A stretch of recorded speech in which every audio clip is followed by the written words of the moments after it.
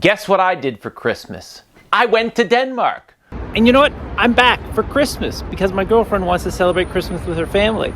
And it's cold and it's wet, but it's still warm and hugy, which is comfort because it's Denmark and I'm getting to experience Christmas in Denmark. And here is my experience. Our Christmas in Denmark began as soon as we started to walk around Copenhagen. Yes, it was dark and wet, but they make it festive with lights and celebrate the Christmas season. And you couldn't help but be in the Christmas mood. It was Christmas pure and simple, and I hadn't felt that way since I was a kid. Danes love and celebrate Christmas, and they gather with each other at Christmas markets, kiosks, and in makeshift Christmas huts where they can have a glass of mulled wine with a Christmas treat like Aebleskiver or bratwurst right off the grill. I had one and it was delicious. And then there is the Nisse, who seems to be everywhere. I had no idea how important the Nisse is. Because I'm an American, I thought the Nisse was just like some kind of gnome you put in the garden. But the Nisse is important. And it's my understanding that each house has its own Nisse. And if you want good fortune, you better stay on the good side of your Nisse. I wish my house had a Nisse. Well, maybe I do, but I just don't know who that Nisse is.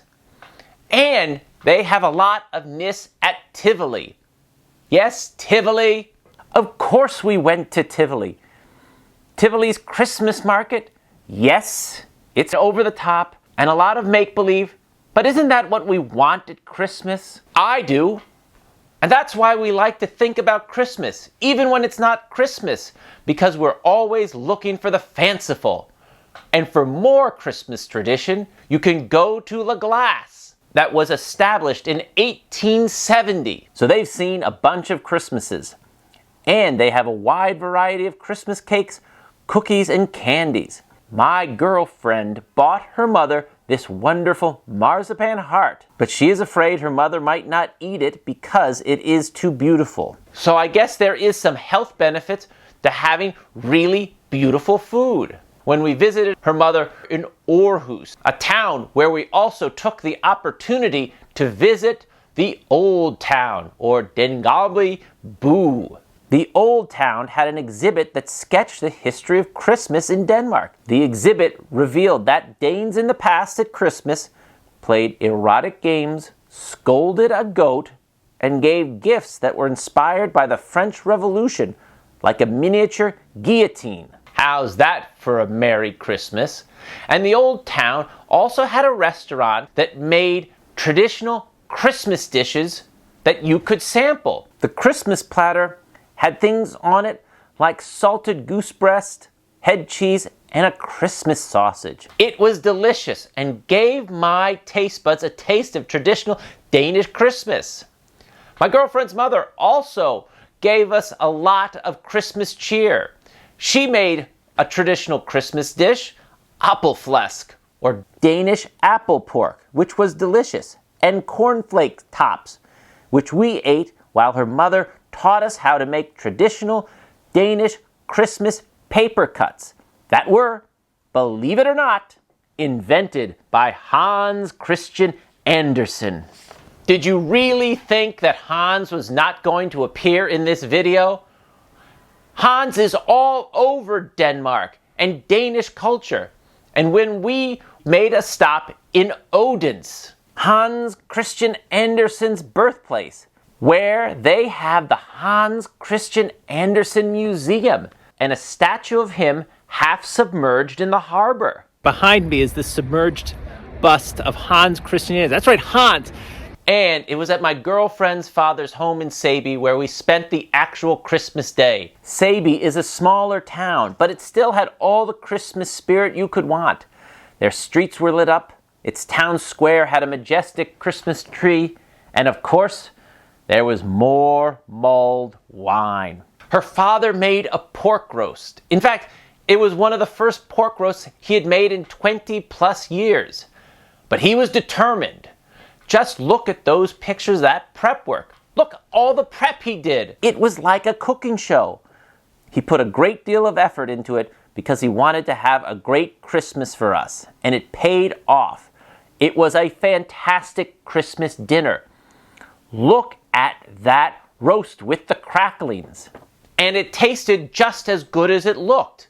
And for dessert, we had the Danish tradition Risalamande. It's a sweetened rice porridge dish with sliced almond bits topped with a cherry sauce. And to make it more festive, you put one full almond in the bowl, and whoever gets it wins a prize. My girlfriend told me the story the first time she was allowed to participate in the Risalamande almond tradition.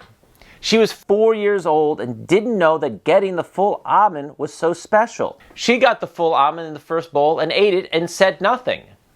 The adults, wanting to win, kept having more portions. By the fourth portion, they turned to her and said, "Did you get the full almond?" Well, she said if she had known it was so special, she would have said something. Ah, the innocence of childhood and the importance of tradition. Her father still has in his refrigerator a marzipan pig that the family had won because they got the full almonds over 35 years ago. Why save it? Because you just can't eat something that cute. Also at Christmas at her father's house, my girlfriend showed me one of the Christmas decorations she made as a child. It's a table around which about a dozen Nisse sit.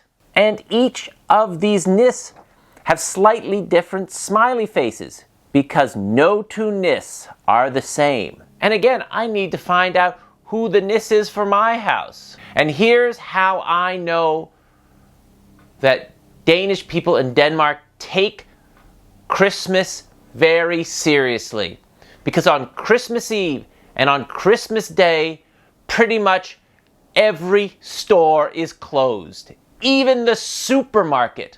The streets were quiet and desolate because people are at home with their families, or if they go out, they go to church and really get in touch with what Christmas is all about. It was great to spend Christmas in Denmark, in a country where Christmas is still a holiday and not just a vehicle for taking time off work.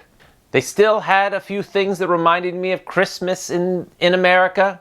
They had the after Christmas sales, and after Christmas, they still had to get rid of their Christmas trees. We even got to see the city of Aarhus take down their Christmas tree, which was a little sad, until you remember that Christmas will come again next year. Because after spending it in Denmark, I got to know what Christmas used to and still should mean.